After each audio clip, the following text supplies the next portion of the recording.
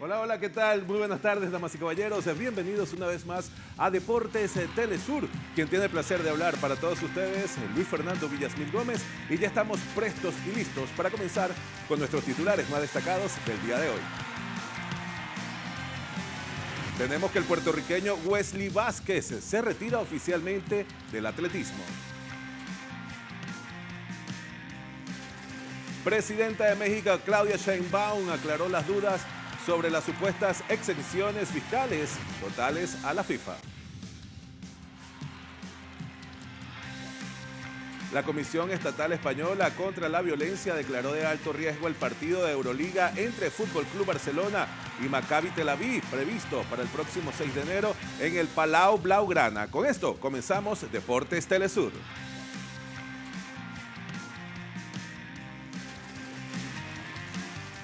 Muy importante, damas y caballeros, también recordándoles nuestros puntos de contacto en la plataforma 2.0 como Deportes-Telesur. Comenzamos con el puertorriqueño Wesley Vázquez, que se retira oficialmente del atletismo tras varios años luchando contra lesiones que le impidieron continuar con su nivel más alto de la competitividad. A través de redes sociales, el oriundo de Orocovis, Puerto Rico, publicó un emotivo video donde transmite la difícil decisión de dejar su trayectoria deportiva para priorizar su salud física y mental, cerrando su mensaje con agradecimientos a quienes lo apoyaron en todas sus etapas. El semifondista se despide con una medalla de plata en Juegos Panamericanos, así como 2 preseas de bronce en Juegos Centroamericanos y del Caribe 2014 y 2018. Recordemos que Vázquez no compite desde 2022 y en 2023 fue intervenido quirúrgicamente para atender una condición neurológica que le dificulta apoyar por completo los dedos del pie izquierdo. Su última presentación fue en los 800 metros del Nueva York Grand Prix, donde finalizó en la 8ª posición.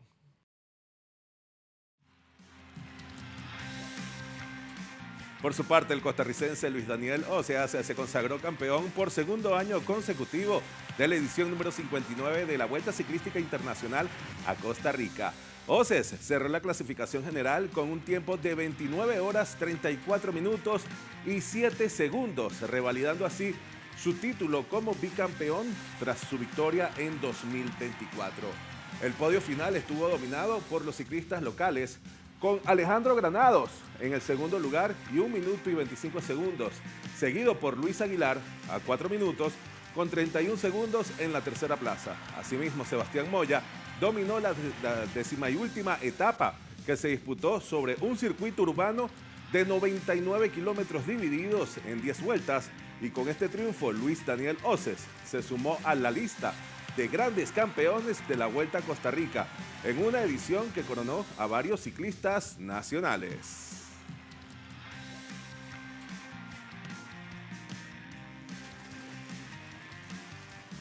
Por su parte, se llevó a cabo el acto de premiación de los mejores atletas nacionales de este año.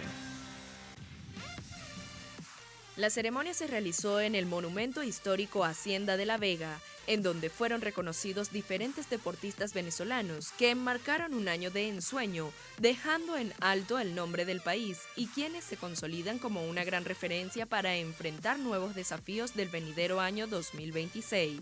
Entre los reconocimientos otorgados, destacó como revelación del año el canotaje, gracias a su gran crecimiento y resultados históricos, como el bronce ganado por Reinaldo Argüello en los Juegos Panamericanos Junior Asunción. La misma presentó la primera medalla de canotaje para Venezuela en la historia del evento. También destacó las pruebas de equipos mixtos, con medalla de plata en el Campeonato Panamericano y Suramericano Senior y Juvenil, además de participaciones internacionales que otorgaron puntos claves para la cita olímpica de Los Ángeles 2028. Entre otros logros, el acto de premiación fue presidido por el ministro de Deportes Franklin Cardillo, quien agradeció al presidente de la República Nicolás Maduro por su apoyo incondicional para el desarrollo deportivo del país.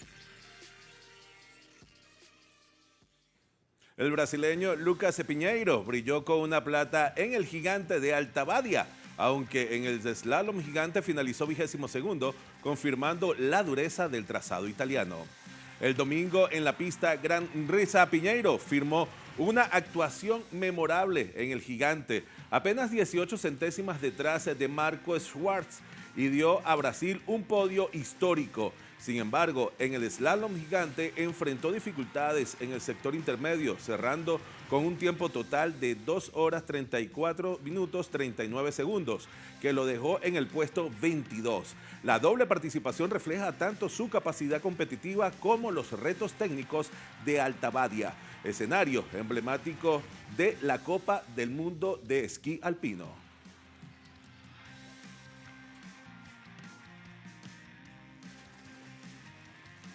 Pasamos ahora al ciclismo porque el neerlandés Mathieu van der Poel ganó en la Copa del Mundo de Cyclicross en Bélgica. Van der Poel volvió a protagonizar una nueva exhibición en la Copa del Mundo de Ciclocross al imponerse en la sexta prueba disputada en el municipio belga de Coxide, acumulando victorias en las 3 carreras en las que participó hasta ahora. El triunfo número 46 en la Copa del Mundo para el neerlandés de 30 años de edad llegó en un tiempo de 56 minutos y 36 segundos, culminando las 7 vueltas a 7 segundos de ventaja sobre el líder de la general, el belga Laurens Schweck, y a 13 sobre su compatriota Niel van der Spuut. Schweck se mantiene al frente de la clasificación de la Copa del Mundo con 146 puntos por delante del también belga Michael Vanthourenhout con 128 unidades y de Van den Poel con 125, mientras que Van der Poel sigue recortando la desventaja en la general y esta vez al sumar otros 40 puntos ya es cuarto con 120.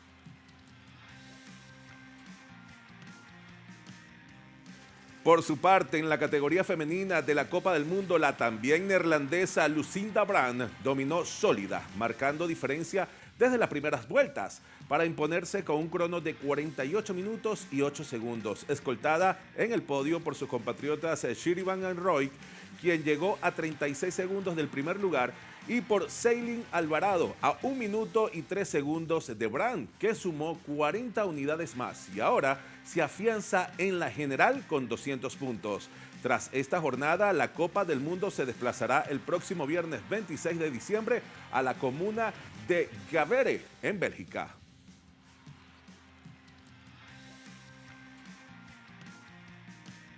El Learner Team sucedió al brasileño Joao Fonseca como campeón del Next Gen ATP Finals, imponiéndose en Jeddah, Arabia Saudita, al belga Alexander Bloch y sumando su nombre a la lista de grandes ganadores. El estadounidense número 28 del ranking mundial y entrenado por Michael Shank venció a Bloch con parciales de 4-3, 4-2 y 4-1 en una final entre jóvenes de 20 años. Así, la competición creada en 2017 sirve también para probar nuevas reglas como sets a 4 juegos y menor tiempo de recuperación entre servicios. De esta manera, con este triunfo, Tien se une a campeones como Carlos Alcaraz y Jannik Sinner, consolidándose como en su lugar en una generación que marca el futuro del tenis mundial.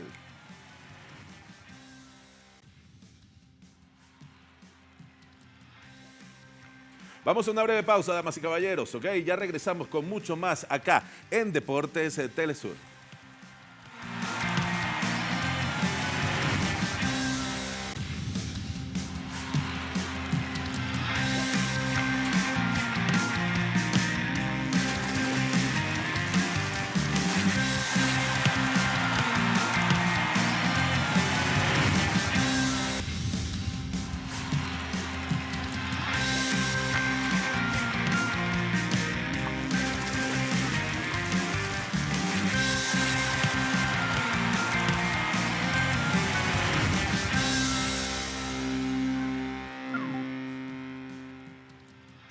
Estamos de regreso con mucho más el deporte acá en Deportes Telesur y tenemos que la tarde de este domingo la vuelta final de la Copa de Brasil 2025 entre Vasco da Gama y Corinthians en el mítico estadio de Maracaná en Río de Janeiro, donde el delantero brasileño Yuri Alberto puso adelante al Timao a los 18 minutos de juego tras una gran definición en el área pequeña, luego de un pase profundo de Mateuzinho. Minutos más tarde, al 41, Vasco da Gama igualó las acciones con un cabezazo en el área chica del atacante portugués Nuno Moreira, luego de un centro del colombiano Andrés Gómez. En el segundo tiempo, específicamente al minuto 63, el neerlandés Memphis Depay puso una ventaja al Corinthians, rematando solo a placer en el área tras una gran jugada colectiva de Yuri Alberto. Y al final, el Vasco da Gama atacó y presionó, pero el marcador no se movió y cayó 1-2 ante un Corinthians que sumó su trofeo número 4 de la Copa de Brasil tras las ediciones de los años 95, 2002 y 2009.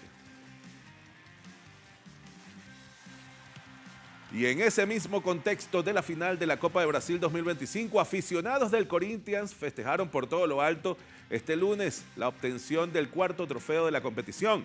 En imágenes obtenidas por nuestro corresponsal en tierras brasileñas, Ignacio Lemus, y su equipo de trabajo, se puede observar una gran cantidad de hinchas del Timao, eufóricos, acompañando la caravana de los futbolistas, quienes este domingo consiguieron un nuevo cetro en su historial.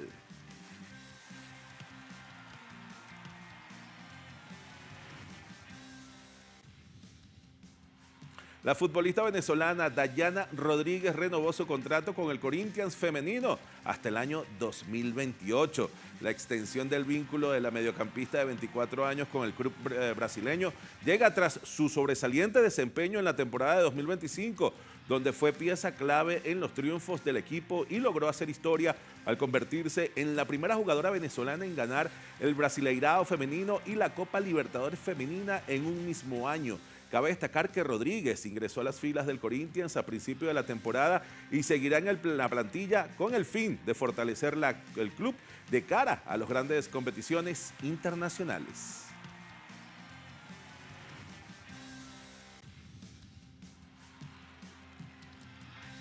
Por su parte, Belgrano se coronó campeón del trofeo de campeonas tras imponerse en penales ante el Newell's.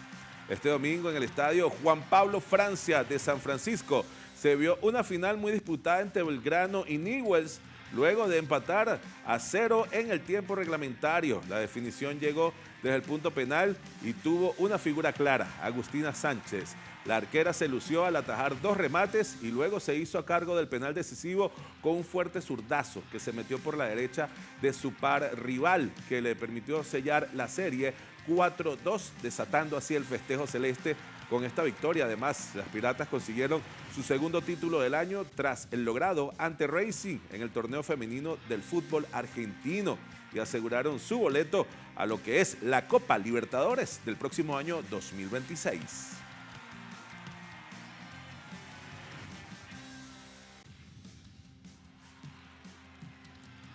Bueno, amigos, y ante las noticias que circulaban sobre supuestas exenciones fiscales totales a la FIFA, la presidenta Claudia Sheinbaum explicó que el compromiso original fue firmado durante el gobierno de Enrique Peña Nieto. No obstante, aclaró que la administración actual acortó dichos beneficios. Asimismo, enfatizó que México no participa en la fijación de precios ni en la logística de venta de boletos para el Mundial. Escuchemos sus declaraciones. Salió el fin de semana un artículo diciendo que se estaba dando muchísimas facilidades a la FIFA para disminución de impuestos. Sacó la Secretaría de Hacienda un comunicado muy importante, porque fue al revés. O sea, se había firmado algo en el 2016 o 15 o 16 para que se llevara a cabo el Mundial en México, que daba varios años de exención de impuestos. Se redujo a 1 año y se acotó por parte de la Secretaría de Hacienda. Entonces es importante que esto se conozca. Ayer se dio el comunicado con detalles de esta situación. Lo segundo, la venta de boletos es un asunto privado, no interviene el gobierno. Interviene con Profeco para revisar que no haya ningún abuso a las personas consumidoras o quienes compran los boletos. Pero el gobierno no es que venda los boletos, esto es muy importante. O sea, es un asunto privado por parte de la FIFA y quienes tienen el Estadio Azteca o el Estadio Jalisco o en Monterrey, pero es un asunto privado y la Profeco hace una revisión. Y más de la FIFA en el ranking mundial, se cerró también en 2025 con España como líder de la clasificación masculina. La edición del mes de diciembre del ranking se publicó este lunes tras los últimos 42 partidos internacionales. El top 3 se mantuvo con la selección española en la cima, seguida por la albiceleste en el segundo lugar, a pesar de que lideraron las eliminatorias de la Conmebol y la clasificaron al Mundial 2026, mientras que Francia conservó el tercer puesto. Inglaterra es cuarta y asimismo en el top 10 por Sudamérica también se encuentra la selección de Brasil en el quinto lugar.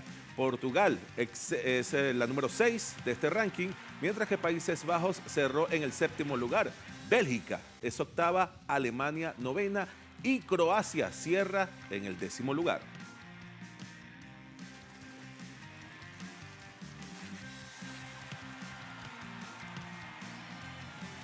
Y en acciones de la Copa Africana de Naciones, las selecciones de Mali y Zambia igualaron a 1 en el cierre de la primera jornada del Grupo A.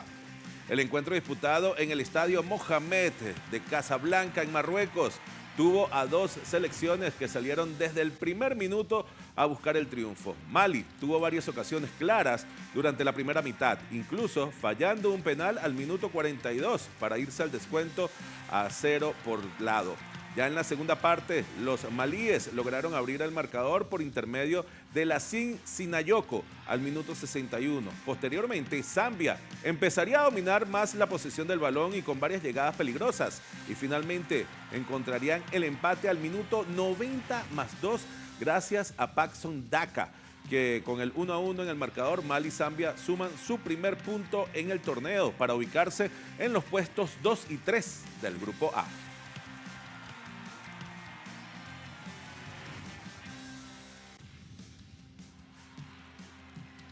Y en más de esta Copa, la selección de Marruecos debutó con triunfo en la Copa Africana de Naciones tras vencer a Comoras. En el estadio Mauli Abdellah de Rabat, Marruecos se impuso 2-0 frente a Comoras, quien se mantuvo firme durante los primeros 45 minutos gracias a una excelente actuación del guardameta Yannick Pandor.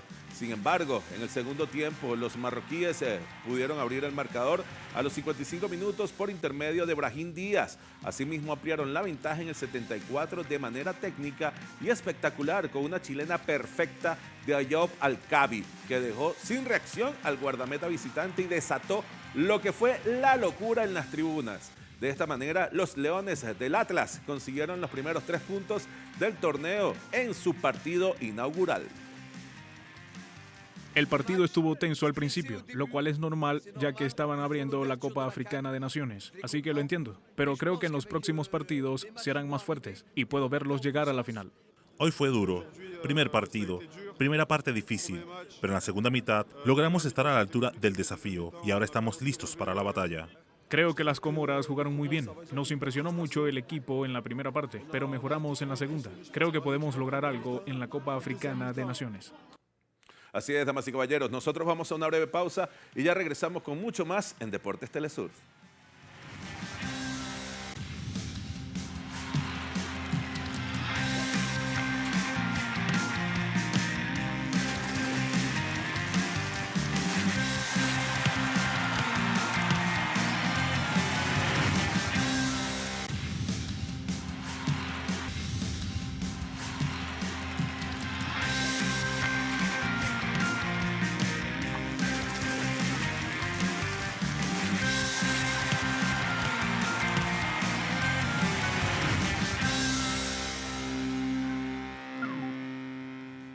Y nosotros estamos de regreso en Deportes Telesur con la mejor información, obviamente por acá, por nuestra multiplataforma Telesur. Y vamos con Cuba, que clasificó de manera exclusiva a la Serie del Caribe, o mejor dicho, están allí en busca de un cupo, porque todavía lo que fue México declinó su invitación y fue avalada por la Confederación de Béisbol Profesional del Caribe. De acuerdo con la declaración de la Federación Cubana de Béisbol y Softball, la entidad caribeña no se ha comunicado directamente para explicar una decisión que echa por tierra compromisos ya establecidos. Por eso fue que al principio les había comentado que estaban ya clasificados, porque esto ya estaba hablado.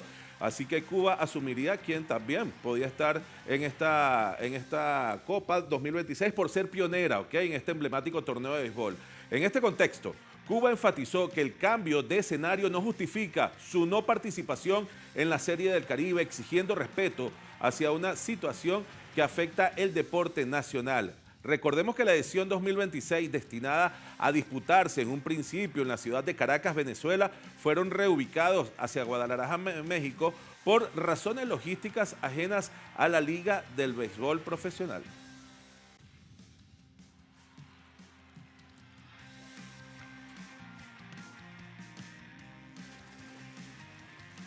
Y continuamos con béisbol para revisar los resultados de la jornada del día domingo en las ligas caribeñas. En la Liga Venezolana, Cardenales de Lara vencieron a Tiburones de La Guaira 13 carreras por 4. Navegantes del Magallanes perdió ante Leones del Caracas. Esto sería el último encuentro de este año, de esta temporada regular. Y ganó los Leones 7 carreras por 3. Y en la serie, para los que les interesa mucho lo que es la serie particular, quedó 5-3 a favor de los turcos. Tenemos que Caribes de Anzoátegui derrotó a Bravos de Margarita 18-7. Y Tigres de Aragua ganó ante Águilas del Zulia 9-2.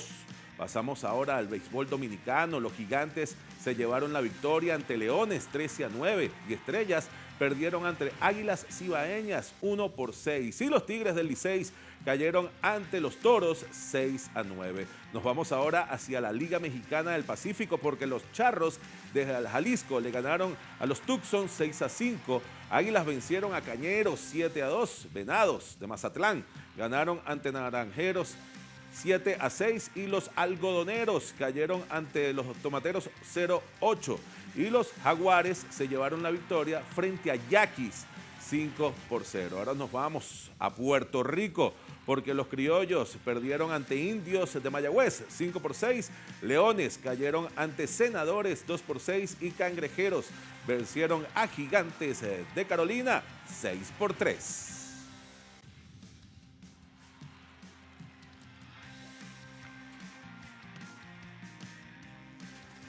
La Comisión Estatal Española contra la Violencia declaró de alto riesgo el partido de Euroliga entre Fútbol Club Barcelona y Maccabi Tel Aviv previsto para el próximo 6 de enero en el Paula Blaugrana. A reforzar controles de acceso, separar aficiones y ajustar la ventana de entradas, mientras las fuerzas de seguridad incrementan su despliegue preventivo. El encuentro correspondiente a la jornada 20 de la fase regular se jugará a las 20:30 horas local en Barcelona. De esta manera, la decisión busca garantizar la protección de asistentes, así como el correcto desarrollo del partido. Todo esto en un contexto marcado por tensiones derivadas de la participación de equipos israelíes en competiciones internacionales de alto nivel, mientras continúa el genocidio en Gaza. En otras noticias, la NBA y FIBA continúan con los preparativos con respecto a la creación de una liga en el continente europeo. Ambos entes deportivos anunciaron este lunes que el proyecto tendrá continuidad durante el mes de enero, donde evaluarán la cantidad de plazas disponibles, además de reunirse con los propietarios de cada franquicia interesada. Sin embargo, tanto la NBA como la FIBA han declarado que uno de los propósitos principales de esta unión también será financiar el desarrollo del baloncesto europeo, incluyendo ligas menores, academias por parte de los equipos ya asistentes y capacitación para los jugadores, entrenadores y árbitros, destacando que en 2026 este proyecto avanzará significativamente tras su anuncio este año. Tenemos que la Federación Internacional de Motociclismo presentó el calendario del Mundial de Motocross 2026 que iniciará en Argentina. De la temporada 2026 de la categoría reina del motocross se disputará los días 7 y 8 de marzo en la ciudad de San Carlos de Bariloche, Argentina. Esta será la única fecha del campeonato mundial que posiciona a la ciudad como el gran portal de la entrada del motocross internacional a Sudamérica. Llegará a territorio europeo con el Gran Premio de Andalucía y cerrará su última cita en Australia en el mes de septiembre. Asimismo regresará a la ciudad de Johannesburgo, en Sudáfrica, por primera vez en 18 años, marcando así una importante incorporación a los 5 continentes y su posición como un campeonato global. Y amigos, llegó la hora de despedirnos, agradecerles su atención durante estos 30 minutos. Recordemos nuestras redes como @deportes_telesur. Así que hasta una próxima oportunidad.